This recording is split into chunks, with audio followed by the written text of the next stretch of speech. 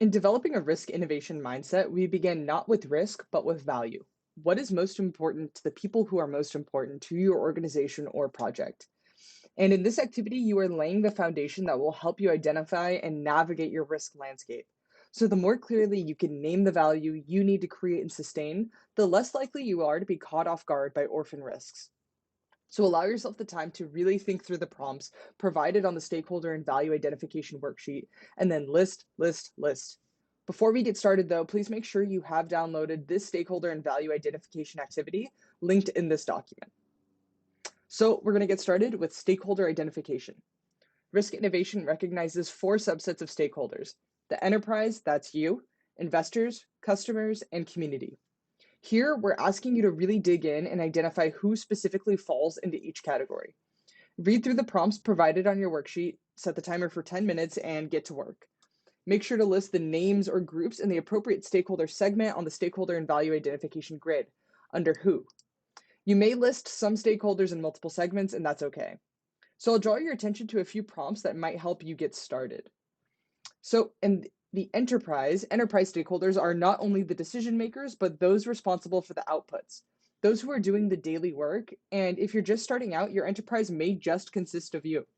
But as you grow, we can encourage you to come back and update this grid.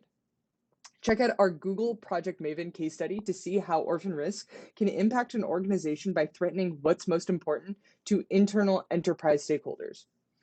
Investors, even if you don't yet have monetary investment, think about who gives their time, and if their time was increased or decreased, it would greatly impact your organization.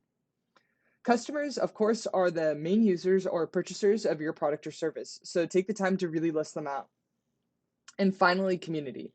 Community stakeholders can be your local community, a global community, depending on the reach of your organization or project. And they can also be a community of influencers or watchdogs for the main users of your product. If your main customer group is made up of children or young people, consider the community of adults, the parents, the guardians, the advocacy groups that look after them. And check out our Tom's case study to see how orphan risk can impact an organization by threatening what's most important to community stakeholders. You can find it in other case studies on our website at riskinnovation.org. And as a reminder, these are prompts to get you thinking. You do not need to and may not be able to answer each question with a specific stakeholder, and that's okay too. But before we move on to value, feel free to pause, set a timer for 10 minutes, and begin listing your stakeholders. And so now that you've identified who your stakeholders are, let's dig what is most important to them. On our stakeholder and value identification worksheet, we've laid out over 70 value identifier cards to help get you started. And we know these cards are a little bit small, but you're able to zoom in on PowerPoint in order to make them bigger.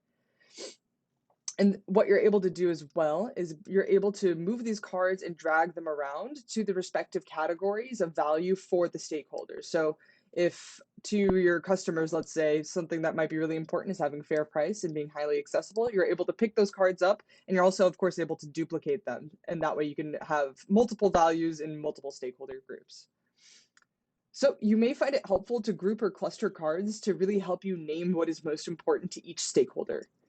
And really, there's really no limit to the number of value cards you choose, but keep in mind for future activities, you'll need to narrow down the top 2 to 3 areas of value for each stakeholder group. And hey, if you find clashing or incompatible areas of value between stakeholder groups, consider that a top priority, something that must be addressed when we get to identifying and navigating your risk landscape coming up in the next few activities. But for now, just set a timer for 15 minutes, read through all the value identifier cards, and find out what is most important to your stakeholders.